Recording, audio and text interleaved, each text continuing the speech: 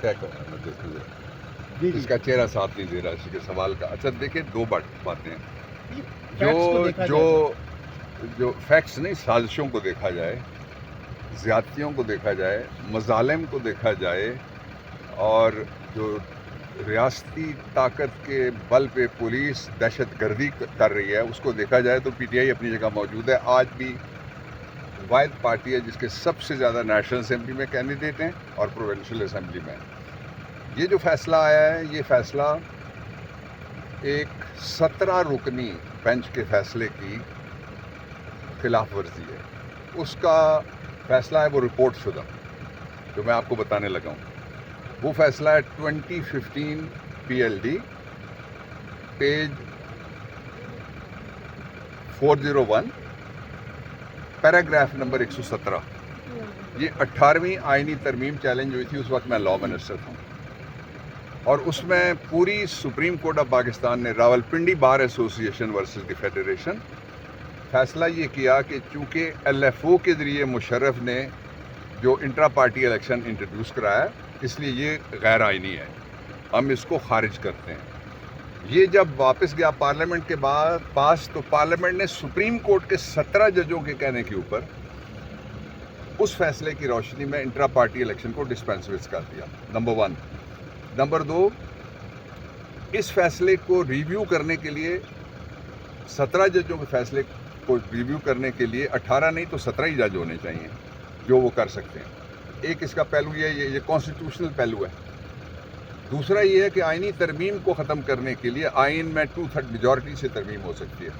ज़ियाउल हक का नाम आ गया था, 23-24 साल रहा, हमने फिर उसको आके निकाला इसलिए कि 2/3 मेजॉरिटी मिली। तीसरी बात यह है कि उसी दिन 2 फैसले हुए। एक फैसला ये हुआ कि एक पॉलिटिकल पार्टी को कहा गया आपको 2 लाख जुर्माना करते हैं। मैंने ये एक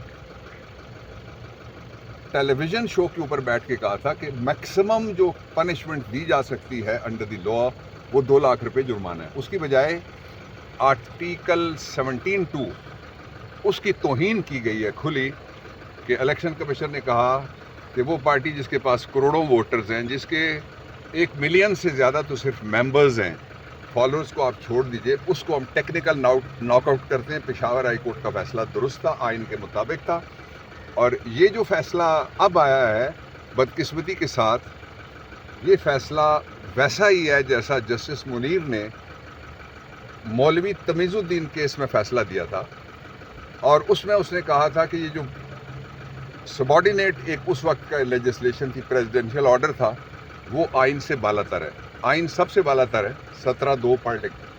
और आइन कहता है कि सिवाय उनके जो सरकारी मुलाजिम हैं वो भी 2 साल की उन पर पाबंदी है, पॉलिटिक्स में हिस्सा नहीं ले सकते, लोगों का राइट ऑफ वोट नहीं छीना जा सकता। लेकिन इसके बावजूद ना PTI बाइकआउट करेगी, ना ही इससे जो खुश होने वाले नवाज शरीफ एंड कंपनी और PTM वाले उनको कोई फ़ायदा होना है।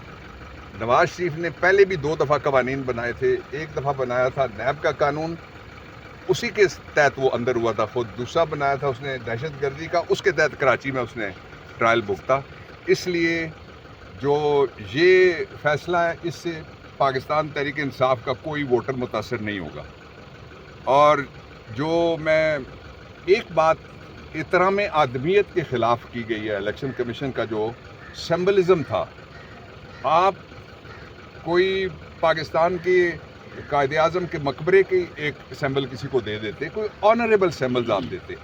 आपने लोगों की तौहीन करने के लिए किसी को जूते पकड़ाए हैं, किसी को आप कहते हैं बैंगन ले लो, किसी को कहते हैं खीरा, उसका इंतखाबी निशान हो गया। ये आपने लोगों के साथ जो कुछ किया है, ये आपकी थैली में यही पड़ा हुआ था। ये खीरा है सर? जो आप बता रहे हैं सर, सैंपल दिया किसी को खीरा सर? बाबर रहमान साहब, एक चीज़ और बताइएगा कि हाई कोर्ट के फैसले